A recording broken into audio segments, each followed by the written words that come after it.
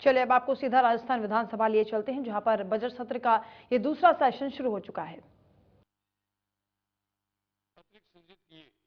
2021 में आधार 2019 को रखा और इसमें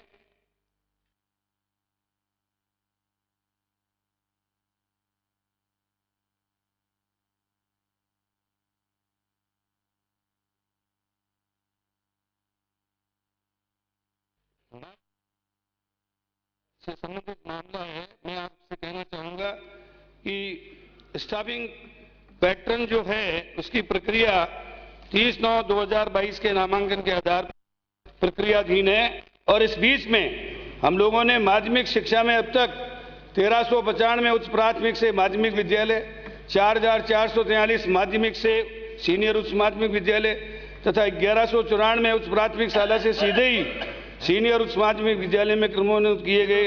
इन क्रमोन्नत किए गए विद्यालयों में मानदंडानुसार 61,984 विभिन्न श्रेणी के पद स्वीकृत किए जा चुके हैं और वर्तमान में इनका जो प्रश्न है उसी पर मेरा अध्यक्ष महोदय प्रश्न ये है, क्या आज भी स्कूलों में उसी पैटर्न के अनुसार स्टाफ लगा हुआ है? यदि नहीं तो कितने स्कूलों में अगेंस्ट द पोस्ट अन्य विषयों के ग्रेड के लगे हुए हैं? पहला प्रश्न ये है।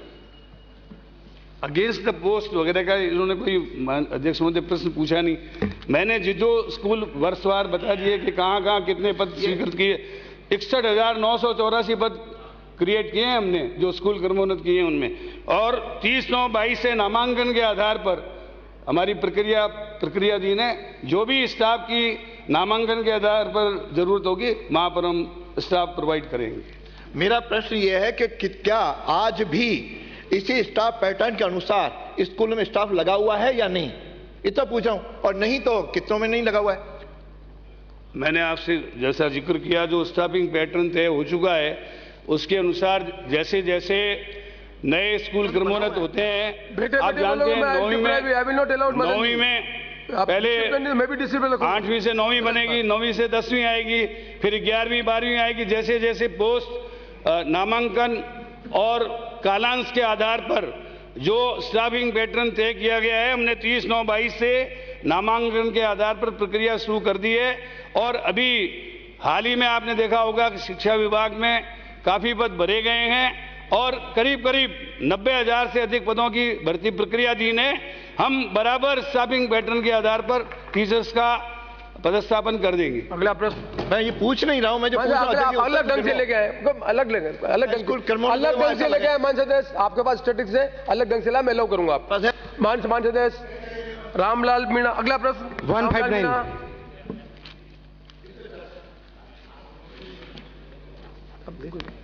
अध्यक्ष महोदय,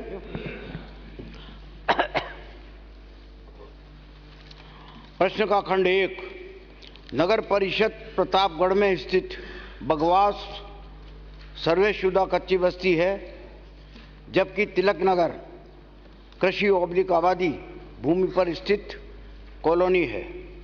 बगवास कच्ची बस्ती में प्रशासन शहर के संघ अभियान के दौरान 2021 के अंतर्गत पट्टे हेतु कच्ची बस्ती के कुल 571 आवेदन प्राप्त हुए, जिनका विवरण निम्नानुसार है। आबादी के प्राप्त हुए 89, जिसमें से प्रक्रियाधीन कुछ नहीं है। निरस्त किए गए 41 और जारी किए गए पट्टे 48। चारागाह भूमि में प्राप्त हुए 185 आवेदन, प्रक्रियाधीन है 185 और निरस्त कोई नहीं किया गया और पट्टा भी कोई जारी नहीं किया गया। सीको भूमि में 297 आवेदन प्राप्त हुए, प्रक्रियाधीन है 297, निरस्त कोई नहीं किया गया और पट्टा भी कोई जारी नहीं किया गया। आबादी भूमि पर निजी खातेदारी, नाला, सार्वजनिक निर्माण विभाग की भूमि एवं एक से अधिक आवेदन प्राप्त होने पर 41 आवेदन निरस्त किए गए हैं। राजस्व रिकॉर्ड में चारागाह भूमि की किस्म परिवर्तित व रिको से एनओसी प्राप्त होने पर ही पट्टे जारी किए जा सकेंगे। तिलक नगर में प्रशासन शहरों के संघ अभियान 2021 के अंतर्गत पट्टे हेतु कृषि भूमि रूपांतरण के पट्टे हेतु कुल 21 आवेदन प्राप्त हुए हैं। उनमें से 19 प्रकरण निस्तारित किए जा चुके हैं। शेष 2 प्रकरण आवेदक द्वारा राशि जमा नहीं कराने के कारण लंबित हैं। खंड 2, राज्य सरकार द्वारा प्रशासन शहरों के संघ अभियान 2021 के अंतर्गत उक्त को कच्ची बस्ती एवं कृषि भूमि में पट्टा जारी किए जाने की छूट प्रदान की गई है। माननीय अध्यक्ष महोदय, वैसे तो मंत्री जी की पूरी मेहरबानी मेरे पर है। चरागाह भूमि में 185 और रिकोप के 297 आवेदन जो प्रक्रियाधीन हैं, माननीय मंत्री महोदय ये कब तक पट्टे मिल जाएंगे? दूसरा, सार्वजनिक निर्माण विभाग के नाम पे जमीन आवंटित हो गई, लेकिन वहाँ मौके पे लोग बैठे हुए और वहाँ सड़क भी नहीं है, तो इनके पट्टे की कार्रवाई भी कराने की कृपा करें। राजस्व रिकॉर्ड में जो भूमि चारागाह के लिए दर्ज है जी, उसकी जब तक किस्म का परिवर्तन नहीं होगा तब तक वहां पर पट्टे नहीं मिलेंगे। हो गए साहब, इसलिए आवेदन है, इसलिए आवेदन जो है आपके लंबित है। वो हो गई साहब, नगर परिषद को समर्पित कर दी जमीन। माननीय अध्यक्ष, प्रश्न उत्तर नहीं सुनना है। कर दीजिए। तो मुझे तो साहब मालूम नहीं है, आपको मालूम हो तो अब क्या करें। अब तो कृपा करके मेरी बहुत मेहरबानी, बैठो आप। मेहरबानी कह दिया उन्होंने, आप बैठो। अगला प्रश्न श्री अविनाश। प्रश्न संख्या 160। मंत्री जी, मुरारी जी।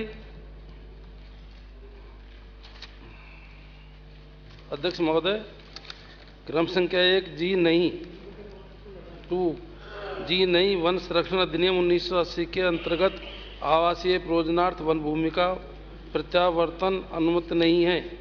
3 बिंदु संख्या 2 के अनुसार। माननीय अध्यक्ष महोदय, माननीय मंत्री जी ने जो खंड 1 का उत्तर दिया है जी नहीं, ये बिल्कुल गलत उत्तर है। सरवीणा जो गांव है वो 100 वर्षों से बसा हुआ उसी वन क्षेत्र में। स्वरूपा, खोड़नाल। गलत प्रश्न पे आपको पूरा अधिकार है। मैं एक निवेदन करता हूं, ये जो उत्तर गलत मिला, मैं निवेदन करूं उसमें सरवीणा, स्वरूपा, खोड़नाल, राफा, दूधलेश्वर ऐसे गांव है जो 50-100 वर्षों से बसे हुए और उसकी किस्म जो है वन क्षेत्र है। क्या सरकार गलत उत्तर देने वाले अधिकारियों के खिलाफ में सख्त कार्रवाई करने का विचार रखती है? दूसरा, माननीय सभापति महोदय, जो खंड 2 में उत्तर दिया है कि वन संरक्षण अधिनियम 1980 के अंतर्गत आवासीय प्रयोजन वन भूमि का परिवर्तन अनुमत नहीं है, क्या सरकार इस अधिनियम के अंतर्गत उसमें ऐसा क्लोज है क्या कि जिसमें वन क्षेत्र की जमीन के बराबर जो आवासीय जो गांव बसे हुए हैं उनको अल्टरनेट के तौर पर दूसरी जमीन क्षतिपूर्ति के माध्यम से करके जो गांव बसे हुए हैं वहां उनके आवासीय ये परिवर्तन कर सकते हैं क्या? अध्यक्ष महोदय, पहले तो हमारा जो विभाग का उत्तर है बिल्कुल ठीक है। आपके विधानसभा क्षेत्र में, ब्यावर विधानसभा क्षेत्र में वन मंडल अजमेर के अंतर्गत रेंज ब्यावर के अधीन आने वाले वन भूमि पर कोई गांव बसा हुआ नहीं है, किंतु काफी वर्षों से नगर परिषद ब्यावर के वार्ड संख्या 57 में इंदिरा कॉलोनी मसूदा रोड पर वन विभाग की भूमि में बसी हुई है। इसके अलावा कोई गांव हमारी जानकारी में और विभाग की जानकारी में नहीं है। दूसरा आपने जो पूछा है, दूसरा जो आपने पूछा कि इसमें क्या ऐसे संशोधन करने का विचार रखते, मैं आपको निवेदन करना चाहूँगा। क्लियर कट भारत सरकार की जो उसमें क्लियर कट बसा ये बताया हुआ है कि जो गाइडलाइन में आवासीय के लिए रेजिडेंशियल, मैं पढ़ के सुना तो residential project the central government will not enter any proposal for diversion of the forest land for constant of residential और डिवेलिंग हाउसेज।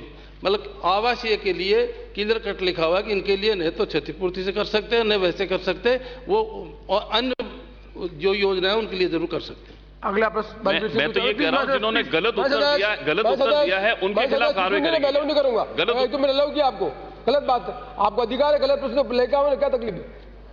अगला प्रश्न बलबीर सिंह लूथरा। प्रश्न संख्या 161। माननीय अध्यक्ष महोदय, खंड 1 वर्ष 2019 के बाद दिसंबर 2022 तक सरकार द्वारा अभियाना ब्याज पर छूट नहीं दी गई है। खंड 2 वर्तमान में अभियाना ब्याज पर छूट दिए जाने का कोई विचाराधीन नहीं है। माननीय अध्यक्ष महोदय, मैं आपके माध्यम से मंत्री जी से पूछना चाहता हूं, आईजीएनपी में सरकार सिंचाई बयाना ले रही है, दूसरी तरफ खरीफ फसल के दौरान बड़ी नहरबंदी ले ली जाती है, 70 दिन की नहरबंदी ली जाती है साहब, और किसान के खेत में लगभग 90 दिन बाद पानी आता है। तो जो किसान अपने ट्यूबवेलों से बिजांद करते हैं, अपने खर्चे से बिजांद करते हैं, उनसे आप आबियाना भी वसूल कर रहे हो और ब्याज भी वसूल कर रहे हो। तो ये आबियाना और प्लस ब्याज छूट होना चाहिए, आप छूट करने का विचार रखते हो या नहीं? मना कर दिया ना। अगला प्रश्न श्री गोपीचंद मीणा।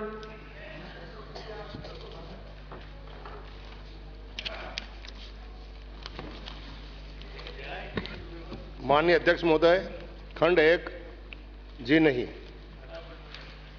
खंड 2 भीलवाड़ा जिले में भीलवाड़ा केंद्रीय सहकारी बैंक द्वारा विगत 5 वर्षों में निम्नानुसार कृषकों को अल्पकालीन फसली ऋण किया गया है।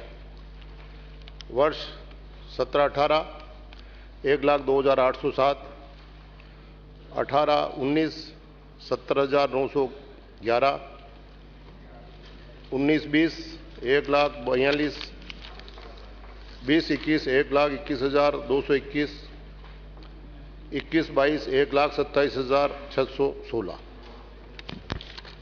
माननीय अध्यक्ष महोदय, आपके माध्यम से मंत्री जी से पूछना चाहता हूं कि मंत्री जी ने परिशिष्ट 1 पर प्रश्न के जवाब में उत्तर दिया जी नहीं। मेरा प्रश्न है, सिर्फ भीलवाड़ा जिले में अल्पकालीन फसली ऋण में 19,799 किसानों को डिफाल्टर घोषित किया है, उनमें से 18,273 को ऋण दिया गया, शेष किसानों को ऋण कब तक दिया जाएगा? माननीय दूसरा प्रश्न माननीय अध्यक्ष महोदय जी, आपके माध्यम से मंत्री जी से पूछना चाहता हूं कि सरकार 1.5 लाख के बजाय 3 लाख अल्पकालीन ऋण किसानों को देने का विचार रखती है और पोर्टल को लगातार खोलने का विचार रखती है। 19-20 में जो डिफाल्टर किसान थे, ऐसे किसानों को ऋण नहीं दिया गया था। आज की तारीख में 11/8/20 से आदेश कर दिए हैं। जिन किसानों ने अपना ऋण पूर्ण जमा करा दिया, ब्याज में कर डिफाल्टर ने, सभी किसानों को राजस्थान में ऋण दिया जाए, कोई किसान बाकी नहीं है। और 1.5 लाख से ऊपर ऋण देने का जो दूसरा प्रश्न पूछा है, 1.5 लाख से ज्यादा देने का प्रावधान ही नहीं है। अगला प्रश्न प्रताप लाल बील। प्रश्न संख्या 163।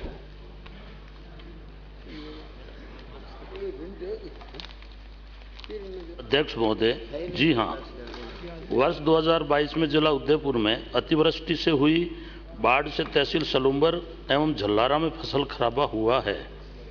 खंड 2 खरीफ फसल सम्मत 2079 वर्ष 2022 की गिरदावरी करवाई जा चुकी है।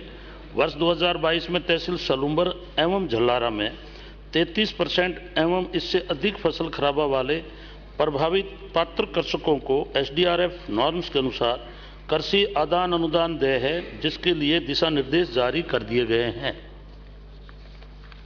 अध्यक्ष महोदय, मैं मंत्री जी से पूछना चाहता हूं कि उदयपुर जिले में आपने सलूम्बर व जल्लारा में फसल खराबा बताया है, जिले की बाकी तहसीलों की क्या स्थिति है? दूसरा है, सलूम्बर जल्लारा में फसल खराबा हुआ है तो कितने किसानों को मुआवजा दिया जाएगा, संख्या बताएं, जिस पर कितनी राशि व्यय होगी? बाकी SDRF में क्या क्या नॉर्म्स है? अध्यक्ष महोदय, खरीफ फसल सम्मत 2079 में उदयपुर जिले की तहसील सलूम्बर एवं झल्लारा तहसीलों में फसल खराबा 33% से अधिक प्रभावित काश्तकारों की कुल संख्या 52,631 है। उक्त तहसीलों में प्रभावित काश्तकारों के डाटा DMIS पोर्टल पर अपलोड करने हेतु तहसीलदारों को पाबंद कर दिया गया है। पोर्टल इनका खोल दिया गया है और उदयपुर में ये 2 ही तहसील है। और जहाँ तक नियम की बात है, सिंचित क्षेत्र में 17,000 और असिंचित में 8,500 का फसल का खराबे के तहत नियम के जो DRMs का नॉलेज है, अपने जो भी इसका है अपने सिस्टम है, उसके तहत असिंचित को 8,500 और सिंचित को 17,000 के तहत मुआवजा दिया जाएगा। मेरा निवेदन ये था कि एक ये जो दिशा निर्देश है वो कब जारी हुए थे और कितने दिन में इनको मुआवजा दिया जाएगा? संख्या बता दीजिए। अगला प्रश्न श्रीमती इंदिरा देवी।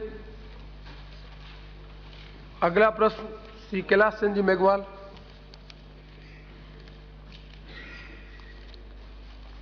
प्रश्न नंबर 165। जी हाँ, प्रदेश में स्टार्टअप्स के प्रोत्साहन हेतु राजीव फंड की स्थापना की गई है। यह एक समेकित कंसोलिडेटेड फंड है जिसके द्वारा प्रदेश। तो बजट सत्र का दूसरा चरण चल रहा है, आगे भी तस्वीरें आप तक पहुंचाएंगे। वक्त फिलहाल एक छोटे से ब्रेक का, जल्द लौटेंगे।